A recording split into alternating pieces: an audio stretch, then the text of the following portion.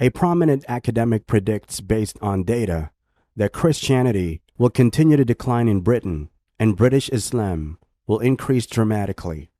And she also predicted a flourishing interest in magic. Yeah, magic. Professor Linda Woodhead provided the context for the religion census results during her presentation at the annual lecture that the Religion Media Center holds in London. She said that the census was expected to show that fewer people in England and Wales identified as Christians, from 72% in 2001 to 59% in 2011, possibly to below 50% this time. Second, she stated that the percentage of people who identify as none or non-religious increased steadily from 15% in 2001 to 25% in 2011, with predictions that this percentage could rise to 33% this time. Thirdly, the percentage of people identifying as Muslims has steadily increased, rising from 3% in 2001 to 5% in 2011, and possibly 8% this time. And this is some kind of substantial difference and a milestone for Muslims, no? She used 5 indicators of vitality to determine which religious movements and phenomena would survive: intellectual comprehension of the metaphysical, institutional practices that continue, community and feeling like you belong, ethics and values, and spiritual connecting with the sacred. Woodhead used this method to identify 4 trends in British religious life and predict which would survive or thrive. These are the observed trends: fundamentalism, which won the war but lost the battle; Islam finding its place, or Muslims finding theirs; religion's decline and magic, and the rise of non-religion and the church fire sale. She further remarked, fundamentalism has had a fantastic 30 years, maybe 60 years in all the world religions, and almost all the churches in Britain. Both moral Puritanism and the belief in plain facts, such as Jesus' bodily resurrection, were inherently exclusive. We have the facts. No, you haven't. To the media and the churches had been taken over by fundamentalism.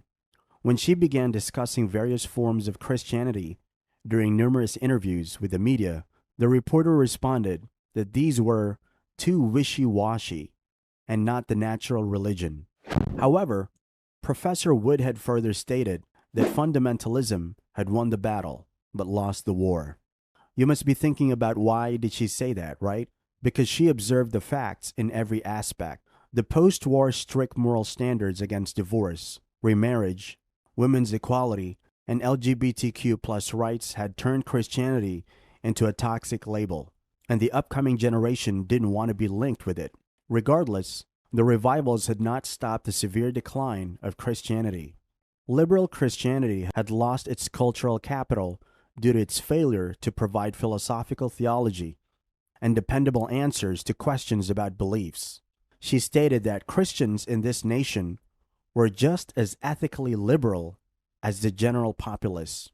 When it came to their ethical perspectives on euthanasia, divorce, and abortion, Anglicans were no different from the general population.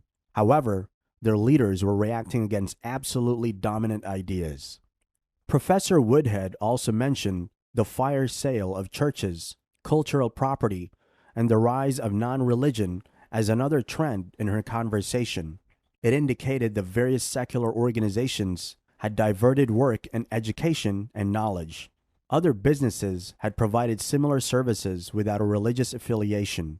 The community values, beliefs, and rituals of the churches had disintegrated. It is a mere and severe failure for a prevalent religion to offend people's moral sensibility. The abuse scandals are just the latest nail in the coffin of the church's utter failure as moral authorities, stated Professor Linda Woodhead. Professor Woodhead also identified 2 vital growth areas for the coming decades, and one of them is the establishment of British Islam, or British Muslims. She further stated that Islam was not widely known in Britain until the 1970s. The first generation from South Asia had to build mosques, halal butchers, and schools from scratch.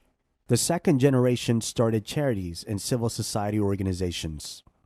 With Muslim MPs and self-assured young people entering higher education, British Muslims were now finding their voice, mingling with numerous ethnic Muslim communities, and developing a new cultural form of British Islam through food, clothing, music, and creative places. British Muslim cultural output is cool worldwide and is getting a global profile, she stated. However, she further said that British Islam ticked all the boxes regarding the community, institutions, and spiritual criteria on her list of ways to determine whether a movement had vital signs or not. Keeping it intellectually healthy was the most difficult challenge.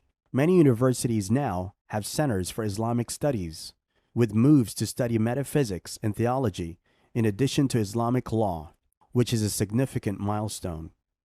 Last but not least, she projects a decline in religion and a continued fascination with magic, including fairy tales, ghosts, omens, famous prophecies, village healers, wise women, souls, and the afterlife. She stated astrology and tarot are gaining a lot of interest among my students and Generation Z. They use apps on their phones to access them. Additionally, those interested in expanding their intellectual horizons attend festivals, listen to podcasts, and possibly join a Wiccan or pagan group. The fascination probably existed in every society throughout history. The only difference now was that it was no longer stigmatized. People talk about it with one another. She expressed her thoughts here and said, "Paganism has grown, diversified, and formed many right-wing and left-wing subcultures. It is necessary, and many young people are involved in it." She further asserted that the contrary was true, and that magic was mocked for being shallow and superficial. It required a lot of thought, and was much more effective when it dealt with science and cosmology, evolution, and the cycles of life and death. The energy was everywhere, and Gaia was the planet. And finally, Professor Linda Woodhead ended the conversation with this statement: "I hypothesize that approximately 1 in 5 people, or about 20%, are deeply interested in religion, magic, or spirituality in any generation or era other than those with religious repression. However, it never really changes. They were, in my opinion, always the minority. Besides, I believe that they will always be the minority."